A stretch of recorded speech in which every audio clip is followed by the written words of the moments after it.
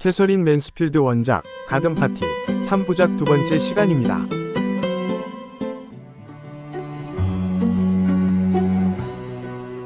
지난 이야기. 가든 파티가 열리는 날. 날씨는 화창했고 정원에서는 일꾼들의 손길이 분주하다. 로라는 일꾼들을 보고 신분의 벽을 뛰어넘어 친구가 되었으면 좋겠다고 생각한다. 로란의 가족들은 파티 준비로 들떠있다. 주방은 음식 준비로 분주하고 아름다운 백합꽃과 맛있는 슈크림이 배달되어 온다. 로라와 조주가 정원으로 나가려는데 사람들이 뭔가 수근거리고 있다.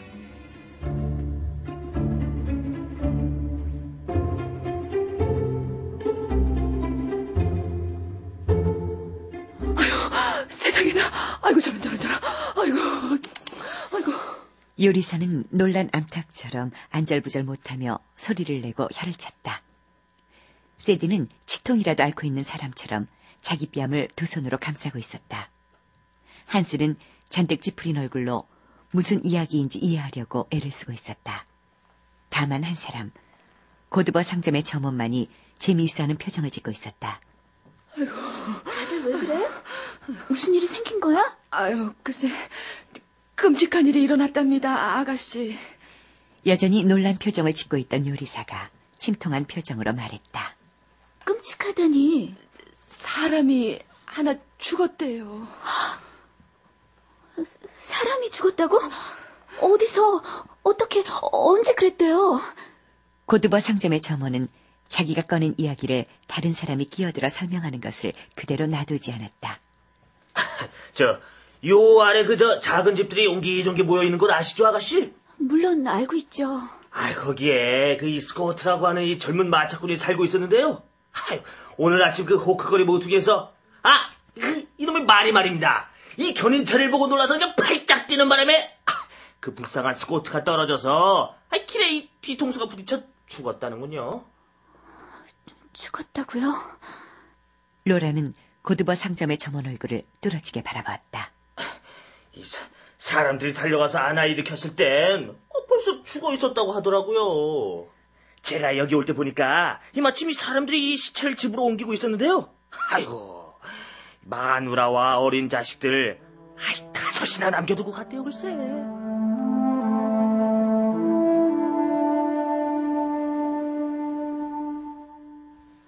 조즈, 이리 좀 와봐. 로라는 언니 조지의 소매를 붙잡고 주방을 가로질러 초록색 문을 빠져나갔다. 로라는 잠시 발걸음을 멈추고 문에 몸을 기댔다. 그리고 겁에 질린 목소리로 말했다.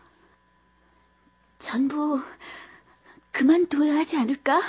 다 그만두다니. 그게 무슨 말이야? 물론 가든 파티를 그만두자는 거야. 로라는 조주가 무엇 때문에 모르는 채 시치미를 떼는지 이해할 수가 없었다.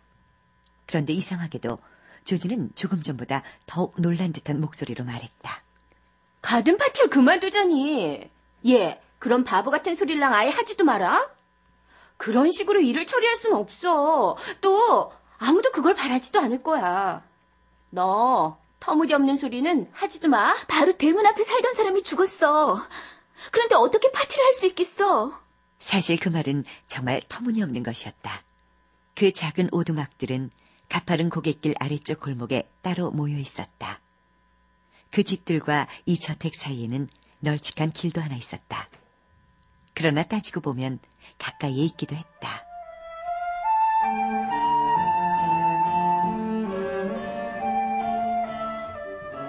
그 집들은 마치 눈의 가시처럼 거슬리는 존재였고 이 근방에 있어야 할 권리가 전혀 없는 것처럼 보였다.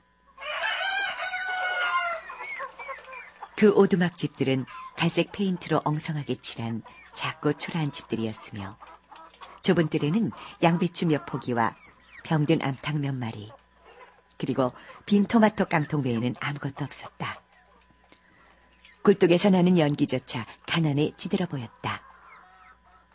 누더기 조각처럼 가냘픈 연기는 셰리단 씨 저택의 굴뚝에서 곧게 솟아오르는 커다란 은빛 깃털 같은 연기와는 비교도 할 수 없었다.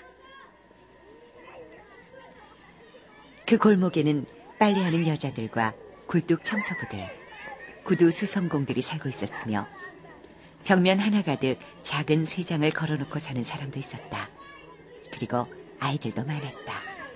얘들아, 절대로 그 골목에 들어가서는 안 된단다. 상스러운 말투를 배우게 되거나 무슨 병이라도 옮으면 큰일이니까. 그러나 로리와 로라는 이따금 산보를 하면서 그곳을 지나치곤 했다. 그곳은 불쾌하고 더러웠다. 하지만 사람이라면 어디든 가보고 무엇이든 봐둬야 하지 않은가.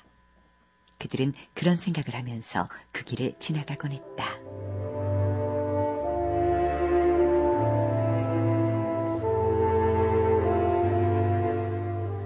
조즈, 생각해봐.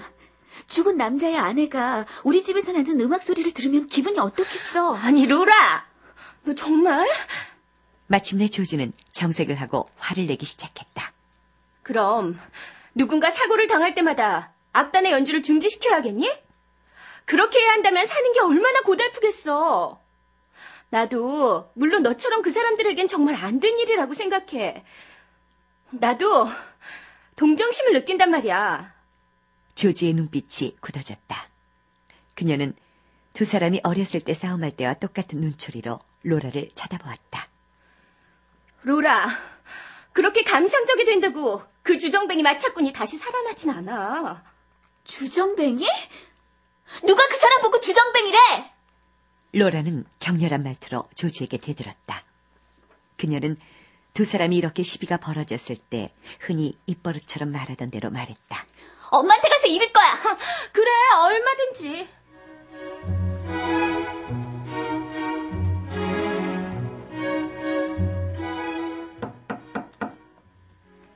엄마, 잠깐 들어가도 돼요? 왜? 무슨 문제라도 있니? 얼굴빛이 왜 그러니? 셰리단 부인은 화장대에서 몸을 돌렸다. 그녀는 지금 막 새로 맞춘 모자를 써보고 있던 중이었다. 엄마, 사람이 죽었대요. 설마 우리 집 정원에서 그런 건 아니겠지? 아니, 그런 건 아니에요. 얘가 사람 놀라게 하기는. 셰리단 부인은 안도의 한숨을 내쉬고는 커다란 모자를 벗어 무릎 위에 올려놓았다. 그렇지만 엄마, 로라는 숨이 차서 목이 꽉 메인 것처럼 그 끔찍하고 무시무시한 이야기를 했다. 그러니 가든 파티 같은 걸 할 수 없는 거죠, 어머니? 악단도 오고 사람들도 많이 오잖아요, 엄마. 틀림없이 우리 집에서 나는 소리가 언덕 아래 사는 사람들에게도 들릴 거예요. 바로 우리 곁에 사는 이웃들이에요. 로라, 그 사람이 죽은 것하고 우리 파티랑은 아무 관계가 없단다. 로라는 어머니의 태도가 조주의 태도와 아주 똑같다는 데서 놀랐다. 어머니는 로라의 말을 조금도 심각하게 받아들이는 것 같지 않았다.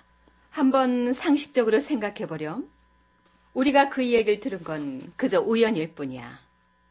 만일 어떤 사람이 살 만큼 살다 죽었다면 우린 그것과 관계없이 파티를 열 수 있는 것 아니겠니? 네. 로라는 그냥 네라고 대답할 수밖에 없었다. 하지만 마음속으로는 뭔가 잘못되었다는 느낌을 떨칠 수 없었다. 엄마, 우리가 너무 무심한 건 아닐까요? 얘는 셰리단 부인은 모자를 손에 들고 일어서서 로라에게 다가갔다. 그리고는 로라가 뿌리칠 사이도 없이 로라의 머리에 그 모자를 슬쩍 얹었다. 로라, 너에게 이 모자를 주마. 너한테 참 잘 어울리는구나. 나한테 너무 요란스러운 것 같아. 아우, 정말 그림처럼 예쁘기도 하지. 자, 어디 한번 거울에 비춰보렴. 셰리단 부인은 그녀 앞에 손거울을 비춰주었다. 하지만 로라는 거울에 비친 자신의 모습 따위는 보고 싶지 않았다. 그녀는 고개를 돌려 거울을 외면했다. 그렇지만 엄마. 로라, 너 정말 왜 이렇게 바보짓을 하니? 이번에는 셰리단 부인도 조주와 마찬가지로 자제력을 잃었다.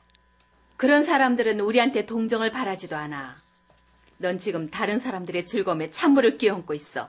그것도 무심한 것이긴 마찬가지야. 전 이해할 수 없어요. 로라는 서둘러 방을 빠져나와 자기의 방으로 들어갔다.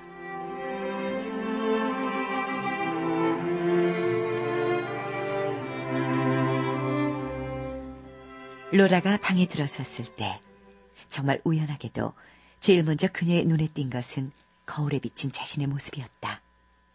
그것은 매력적인 소녀의 모습이었다. 황금빛 데이지와 길고 검은 벨벳 리본으로 장식한 검은 모자를 쓴 아름다운 소녀. 그것이 자신의 모습이었다. 그녀는 자신이 이렇게 매력적으로 보일 수 있다고는 상상도 해본 적이 없었다. 엄마가 말한 것처럼 내가 정말 그렇게 예쁜 걸까? 사실 그녀는 아름다워지고 싶었다. 그녀는 자신이 엄마한테 터무니없는 소리를 한 건 아닐까 하는 생각이 들었다. 그리고 이젠 엄마의 말씀이 옳은 것이길 바라는 마음까지 생겼다.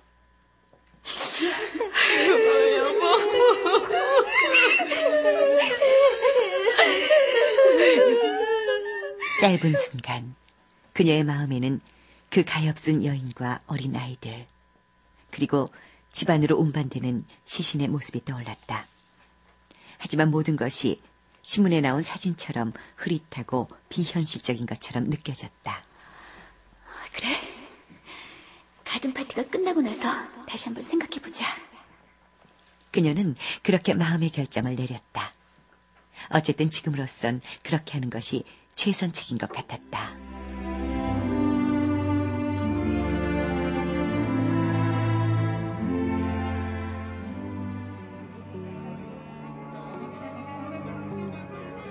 왁자지껄하던 파티 준비가 끝났다. 녹색 옷을 입은 악단이 테니스 코트 한 구석에 자리를 잡고 있었다. 어머머, 저 사람들 어쩌면 저렇게 개구리 같니? 키티 메이클랜드가 혀를 굴려 노래하듯 말했다. 저 사람들을 연못 주위에 삥 둘러 세워놓고 주의잔 연못 한가운데 있는 잎사귀에 세워놓지 그랬니? 로라의 오빠 로리가 도착해서 옷을 갈아입으러 가면서 모두에게 인사를 했다. 얘들아, 안녕? 안녕하세요, 오빠. 안녕하세요. 어서오세요. 그 모습을 보자 로라는 갑자기 그 사건이 다시 생각났다. 그에게 말해주고 싶었다. 만약 로리도 다른 사람들과 생각이 같다면 그러면 틀림없이 내가 잘못 생각한 거겠지. 로라는 로리의 뒤를 따라 현관홀로 들어갔다. 오빠! 로리가 계단을 따라 올라가다가 뒤를 돌아보았다. 로라를 보더니 그는 무척 놀랐다는 듯이 볼을 불룩이면서 눈을 휘둥그레 뜨고 그녀를 바라보았다. 우와, 그거 정말 멋진 모자구나. 그래? 로라는 힘없이 대답하고는 미소를 지으며 로리를 올려다보았다. 그러나 그뿐. 로라는 결국 아무 말도 못하고 말았다.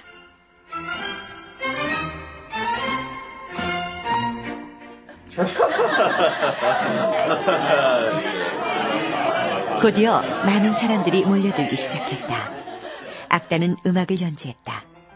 임시로 고용한 웨이터들이 집과 천막 사이를 분주하게 돌아다녔다. 어디를 보아도 남녀 쌍쌍이 한가롭게 거닐거나 몸을 굽혀 꽃을 들여다보고 있었고 서로 인사를 나누거나 잔디 위를 거닐고 있었다. 그들은 마치 어디론가 가는 길에 잠시 셰리단 씨 정원에 내려앉은 화려한 색깔의 새들 같았다. 이 새들은 어디로 날아가는 것일까? 고생이라고 모르는 사람들이 함께 손을 맞잡고 뺨을 부비고 미소 지을 수 있다는 것은 얼마나 행복한 일인가.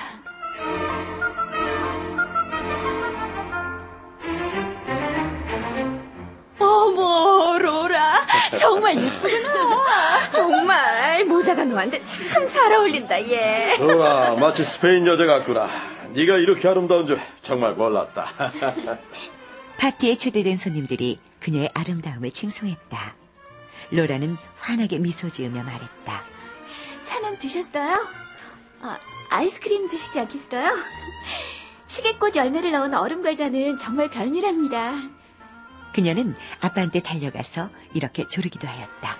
아빠, 악사들한테도 뭐 좀 마실 거 갖다 주면 안 돼요?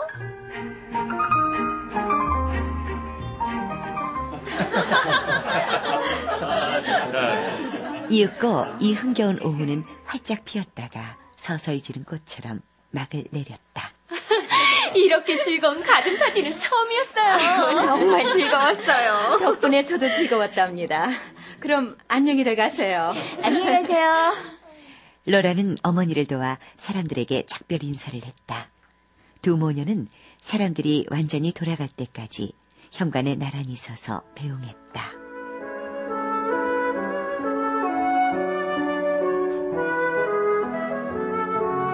캐더린 맨스필드 원작의 가든 파티 2부를 들으셨습니다. 이 작품은 안톤 체홉의 귀여운 여인, 모파상의 목걸이와 더불어 세계 3대 걸작 단편으로 꼽히기도 하는데요. 실제로 맨스필드는 안톤 체홉으로부터 많은 영향을 받은 것으로 알려져 있습니다. 그럼 오늘은 이 작품의 의의와 특징에 대해 국민대 영문과 정명희 교수의 말씀으로 들어보겠습니다. 맨스필드는 안톤 체홉의 영향을 많이 받았습니다. 그녀는 영국에서 그 근원을 거슬러 올라갈 수 없는 단편소설을 창안했습니다. 그래서 많은 비평가들은 당시 영국 문인들에게 지대한 영향을 끼쳤던 러시아 작가들, 그 중에서도 안톤 체홉에게서 그녀와 유사한 형태의 단편소설을 발견하는 것이죠. 하지만 어떤 비평가는 맨스필드는 체홉에게 영향을 받았다는 것은 사실 부적절한 말이다라고 주장합니다. 그 가장 큰 이유 중에 하나는 그녀는 분명하게 순수한 창안자라는 거죠. 그래서 맨스필드와 체홉은 유사한 단편소설을 쓴 동료 작가라고 그렇게 말해야 된다는 것입니다. 그녀의 단편소설은 영국에서 소설들이 흔히 그래왔듯이 플롯을 통하여 이야기를 전달하며 어떤 도덕적인 메시지를 주려고 하지 않습니다. 그녀는 짤막한 일화 내지는 일련의 사건들을 통해서 러시아 소설에서처럼 인간 삶의 어떤 면모를 아주 순간에 불과하지만 깊이 성찰하는 그런 기회를 제공해 줍니다. 이것이 그녀 소설의 가장 놀라운 면모입니다. 이런 점에서 그녀 소설은 사회 문제들에 주로 깊이 천착하며 등장인물들의 행동에 초점을 두고 도덕적이고 윤리적인 해결책을 제시했던 19세기 빅토리아 시대 소설에서는 유래를 찾아볼 수 없는 새로운 소설을 창안했습니다. 물론 이런 그녀의 특징은 그녀가 20세기의 모더니즘 작가가 되는 이유가 되고 있지요. 지금까지 2부를 들으셨습니다. 3부에서 계속 들으시겠습니다. 구독과 좋아요는 영상 제작에 큰 도움이 됩니다.